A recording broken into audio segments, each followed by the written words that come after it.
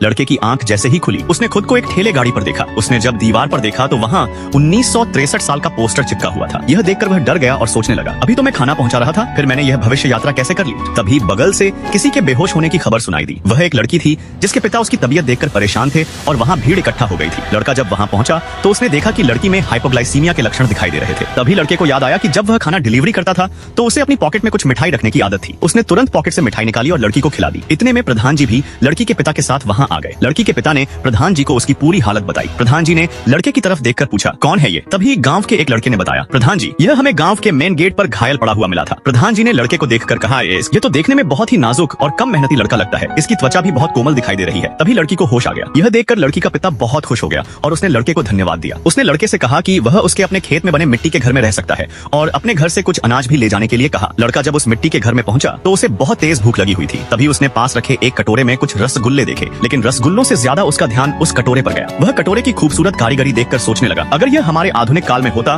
तो यह बहुत कीमती होता। कितनी दुख की बात है, जब मैं वहाँ रहता था तो मेरे पास कुछ काम नहीं था और पैसे भी नहीं मिलते थे, और अब यहाँ हूँ तो मुझे इतनी कीमती चीजें मिल रही हैं, लेकिन मैं अपने घर कैसे जाऊंगा? यह सोचकर उसने अपने सीने पर 2 बार हाथ ठोका और कहा, कोई मुझे घर पहुंचा दो। इतने में ही वह सच में अपने घर पहुंच गया। फिर उसे एहसास हुआ कि उसके अंदर 2 युगों में यात्रा करने की क्षमता है। दोस्तों, आपको यह कहानी कैसी लगी? हमें जरूर बताइएगा।